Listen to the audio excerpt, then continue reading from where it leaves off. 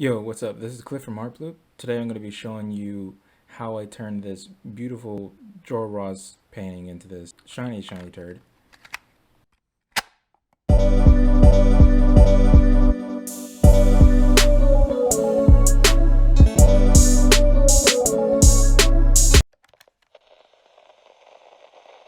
Of course, where I first start out with, I start out blocking out the head, the base model, doing the ears, the eyes, all that mess. Sculpting, getting the sort of the sharp edges of this model to kind of get that stylization going. It's a pretty fun process going through this. Look a little weird at the beginning, of course. But after I get the base going, I start immediately move into modeling out the additional shapes like the eyebrows and the eye socket as well.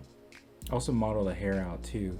Just look a little weird, of course, look like a little bowl on their head, but the fun part was really modeling the eyebrows and the eye socket too. But it really started to come together really well. Had a real fun modeling out, or really sculpting the base model. And right after doing that, I was like, all right, let's move on to retopology. That's pretty nice. Tried out different techniques and different things to try to get this going. Took quite a bit of time to be able to get that done. And with the retopology, I just went straight into cleaning up the model. I actually upped the subdivisions on the model as well. Then I went straight into just modeling the clothes. I just duplicated parts of the model for the chest and the shoulders. And I'm like, all right, let's just make a shirt out of this real quick. I'm not gonna make this too complicated and just go straight for it. Wasn't perfect, but it did the job. And I did the same thing for the little bandage on the person's face. And it really just duplicated the eyes. Went back, worked on the cigarette, and all those small little details to kind of get it to where it needed to be. And I actually redid the hair again before I had the subdivided mesh from the sculpt. I just duplicated parts of the head and then just created the hair after that. Just molded it together, sculpted to make sure that it sit on the head the right way.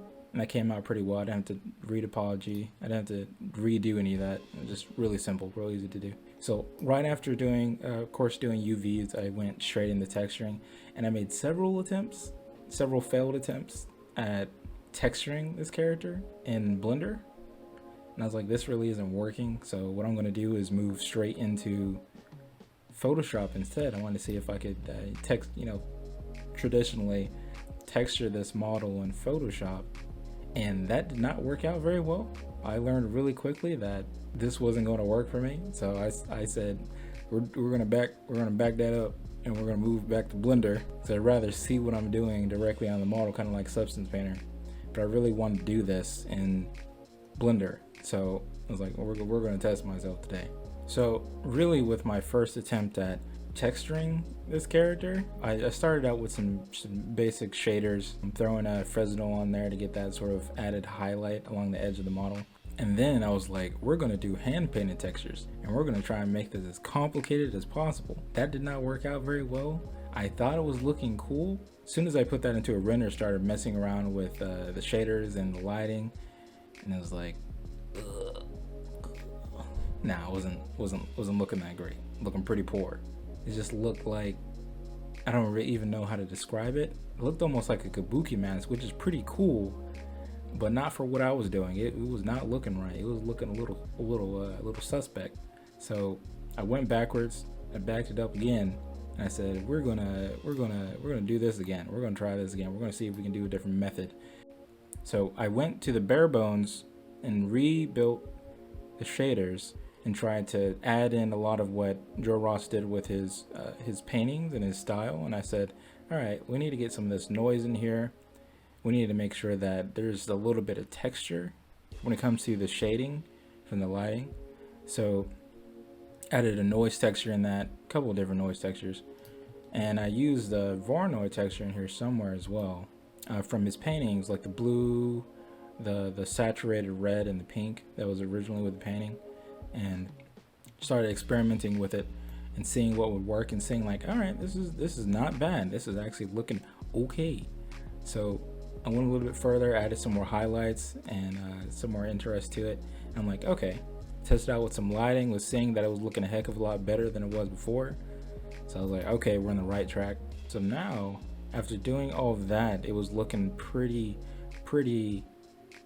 decent. So I was like, okay, I think we're at a good place to start adding some actual visual interest to the shader here. So I was like, let me take some noise textures and some wave textures, wave procedural textures, and a Voronoi, and I was like, let's shake this up a little bit. Let's add these markings that I was seeing on some of his paintings, and making it feel like it was more like they were marking up with, I don't know, like a pencil or some sort of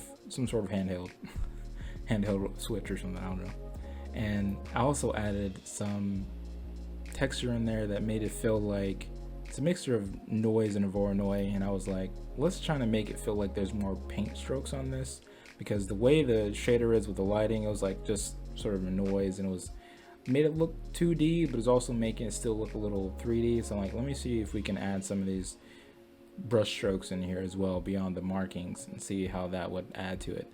And so I made it real light, and it turned out really well, and I started adding those parts of the shaders to the different parts of the model. It really started to come along, and I'm like, all right, let's move on. Let's make this cigarette, which is like the star of the show. Don't smoke, kids.